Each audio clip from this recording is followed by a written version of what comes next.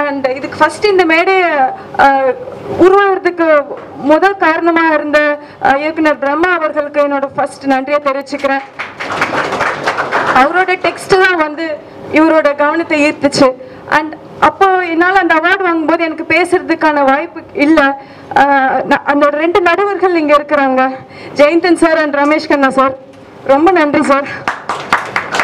ஏன்னா அந்த ஃபெஸ்டிவலில் கிடைச்ச அங்கீகாரம் தான் ஒரு எல்லாத்துக்கும் இது என்னவா இருக்கும் எதனால அப்படிங்கிற ஒரு கியூரியாசிட்டி கிளம்புச்சு. அதனால தான் வந்து இந்த ஒரு ஓப்பனிங் வந்த ஆட்கள் சரியா இருந்தனால தான் இந்த வேர்ட் ஆஃப் மவுத்னால இந்த படம் இன்னைக்கு ஹிட் ஆயிருக்கு. இதோட கமர்ஷியல் சக்சஸ்னு ஒரு நாள் ப்ரொடியூசர் எனக்கு வர அந்த ரிப்போர்ட்ஸ் கொடுக்கறது எனக்கு அவ்வளோ சந்தோஷமா இருக்கு. எனக்கு இது வரைக்கும் கிடைச்ச பாராட்டுங்கிறது மீறி அந்த ரிப்போர்ட் வருது இல்லைங்களா சார், அந்த ஷீட் வந்து எனக்கு மிகப்பெரிய ஒரு இதை கொடுக்குற. மெயினாக வந்து மக்கள் மனசு ஏன்னா நியூ இயர் அன்னைக்கு மட்டும் பாசிட்டிவான ஒரு விஷயத்த பார்க்கணும் அப்படிங்கிறதுக்காக நியூ இயர் அன்னைக்குமே போய் அத்தனை பேர் போய் இப்போ இந்த படத்தை பார்த்துருக்காங்க. அந்த ஒரு நாள் கலெக்ஷன் மட்டும் 40 லட்சம்னு சொல்றாங்க. என்ன மன்னிக்கவும், இந்த இடத்துல வந்து நான் கலெக்ஷன் பத்தி பேசுறது தவறா இருந்தா மன்னிச்சிருங்க சார். அண்ட் அந்த ஹரிஹரன் சார் நேற்று வந்து ஒரு மாதிரி சில்லுக்கருப்பட்டியோட டிக்கெட் எடுத்துட்டு வந்து என்கிட்ட காமிச்சாரு. ரொம்ப நெகிழ்ச்சியா இருந்தது. ஏன்னா நான் ஃபர்ஸ்ட் இத்தனை லைக் இந்த ஃபிலிமிங் ப்ராசஸ் 2-3 வருஷம் ஆச்சு. இவங்க சொல்லும் போது தான் எனக்கு தெரியுது அது 3 வருஷம்னு. நான் 2 வருஷம் நினச்சிட்டு இருந்தேன்.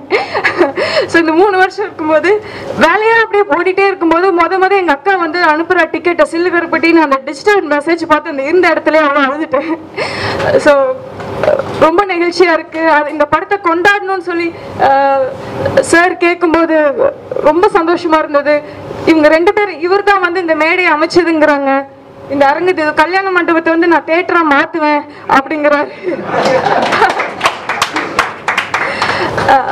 அப்புறம் Balaji Sakthivel sir, Sasi sir, Lingusamy sir, Thani Oruvan director மோகன் ராஜா சார், இந்த மாதிரி அத்தனை டைரக்டர்ஸும் விடாம எப்படி பிரம்மா சார் வந்து ஒரு மெசேஜ் அனுப்பிச்சாரோ அந்த மாதிரி சசி சார் இருந்து அத்தனை சீனியர் டைரக்டர்ஸையும் போய் இந்த படத்தை பாருங்க சில்லுக்கருப்பட்டிய பொயட்ரின்னு ஒரு மெசேஜை போட்டு இன்னைக்கு சங்கர் சார்ல இருந்து எல்லாத்தையும் அவங்க தான் பார்க்க வச்சாங்க.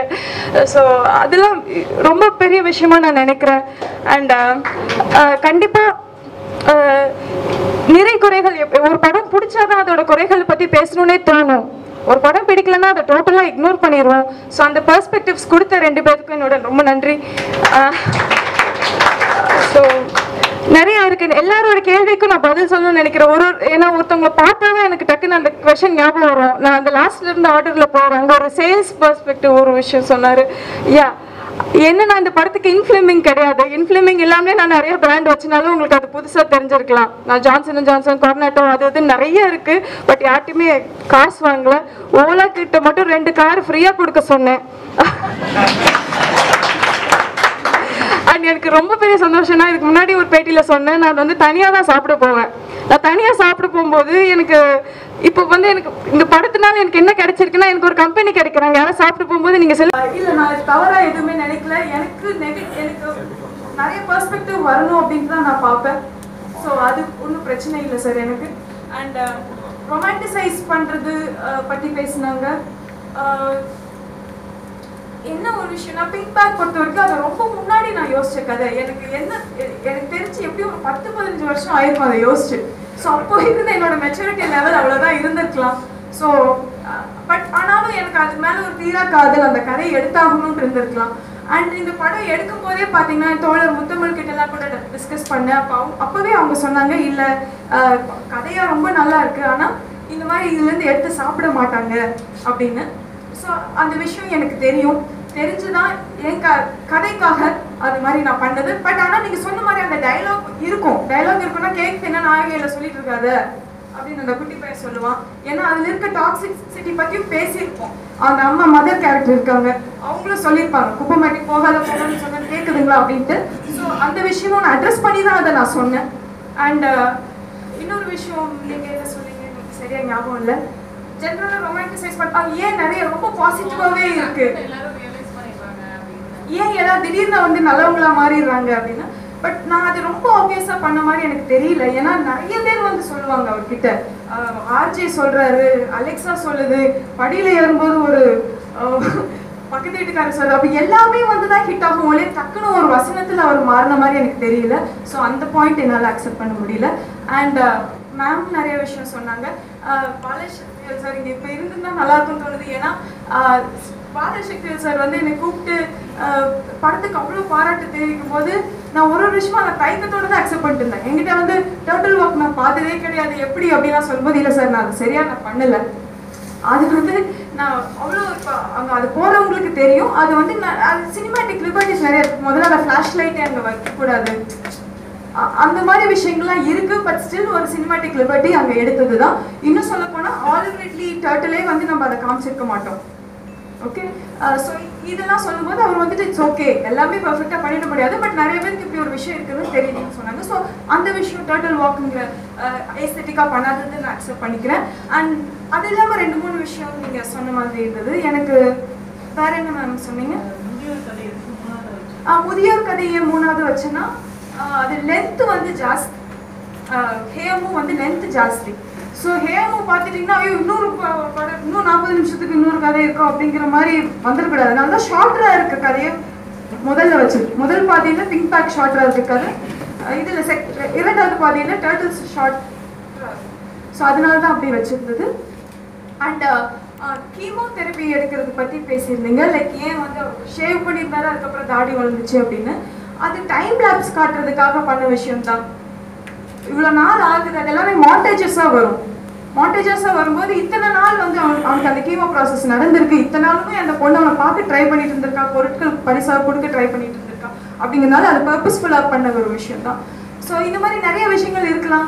முக்கியமாக எடிட்டிங் பற்றி சொல்லும்போது லிப்ஸிங் கரெக்டாக இருக்குது அப்படின்னு சொல்லும்போது எனக்கு ஒரு மாதிரி நெளிஞ்சேன். ஏன்னா படத்தில் வந்து ஒரு 7 மினிட்ஸ்க்கு 2 ஃப்ரேம்ஸ் அட்வான்ஸாக இருக்கும் சவுண்ட்.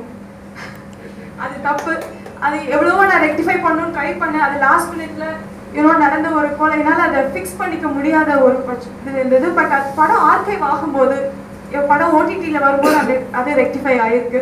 ஸோ நான் எங்கேயுமே நான் வந்து இன்னொரு விவாதம் கூட இங்கே வருது, இது வந்து ஒரு உலக சினிமாவா இல்லை உள்ளூர் சினிமாவா, கமர்ஷியல் சினிமாவா, இது காசு பண்ணனால கமர்ஷியல் சினிமாவா. பட் எனக்கு தெரிஞ்சு நான் இதை எப்படி பார்க்குறேன்னா இது என்னோட சர்வைவல் சினிமா.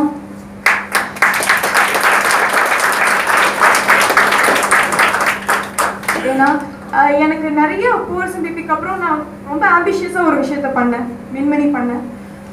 அதுக்கு வெயிட் பண்ணணும், இன்னொரு கதைகள் பண்ணுறேன். அந்த கதை பண்ணும்போது எல்லாமே லைக் ரொம்ப ப்ராமிசிங்கான ஒரு ப்ரொடியூசர் மாலாமணியம் மேம் வந்து அது பண்ணுறதா இருந்தாங்க. பட் என்னன்னா ஸ்கிரிப்ட் வந்து அப்போ வந்து இன்னொரு கதையோட சிமிலராக இருந்ததுனால அதை டேக் ஆஃப் ஆகலை.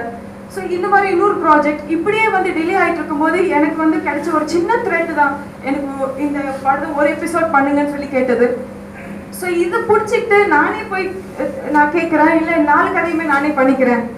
ஏன்னா மிச்சது டிலே ஆகுது, இந்த ப்ராஜெக்டும் டிலே ஆகக்கூடாது, இது சீக்கிரம் வரணும் அப்படிங்கிறதுக்காக அந்த 4 கதையை நானே எடுத்து என்னோட சர்வைவல் நான் இங்கே எக்ஸிஸ்ட் ஆகணும் அப்படிங்கிறதுக்காக நான் பண்ண சினிமா தான் சிறுகருப்பட்டி. நான் உலக சினிமா பண்ணணும்னு பண்ணலை, கமர்ஷியல் சினிமா பண்ணணும்னு பண்ணலை, என்னோட இருப்பை நான் எனக்கு ஒரு தளம் வேணுங்கிறதுக்காக நான் பண்ண சினிமா. ஸோ இன்னைக்கு சார் பார்வையில இது வந்துட்டு கொண்டாடணும்னு சொல்லி வந்ததுக்கு ரொம்ப நன்றி. நீங்க வந்த எல்லாருக்கும் ரொம்ப நன்றி. இவ்வளோ நேரமா ஆரோக்கியத்துக்கும் காலதாமதமாச்சு, பட் எல்லாரும் இவ்வளோ தூரம் நீங்க வெயிட் பண்றது வந்து ஒரு நல்ல சினிமா பார்த்து எங்ககிட்ட இருந்து என்ன நீங்க கேட்கணும்னு இவ்வளோ தூரம் வெயிட் பண்றது ரொம்ப நெகிழ்வா இருக்கு. ரொம்ப நன்றி. நம்ம இன்னும் நிறைய பேசுவோம். ஏசி இறங்குறதுனால நிறைய நேரம் இருக்க முடியல, நம்ம வெளியில போய் கூட டீ சாப்பிட்டு நிறைய பேசலாம். ரொம்ப நன்றி. மஞ்சா நீ பாவம் அந்த நேரம் அந்த பொண்ணு கண்ணு தெரியல போடா, பாவம் கண்ணாடி வாங்க சுத்தி நிற்குது. எங்க எக்ஸ்கியூஸ் மீ, இது கொஞ்சம் உங்களா பாருங்க, காதா விட்டா சவுடி மிஷின் வாங்க சுத்தி நிற்குது. எவ்வளவு பெரிய கவலை இருந்தாலும் அந்த கவலை கக்கல் இருங்கல்ல.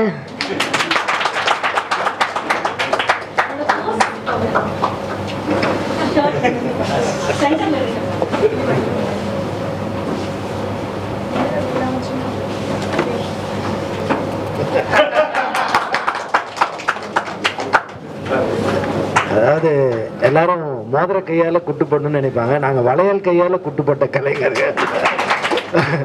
ரொம்ப ஹாப்பி. அதாவது சினிமாவோட பரிணாம வளர்ச்சி வந்து ஸ்டேஜ்ல இருந்து திரைக்கு வந்துச்சு. திரையிலேருந்து டெலிவிஷன் போச்சு.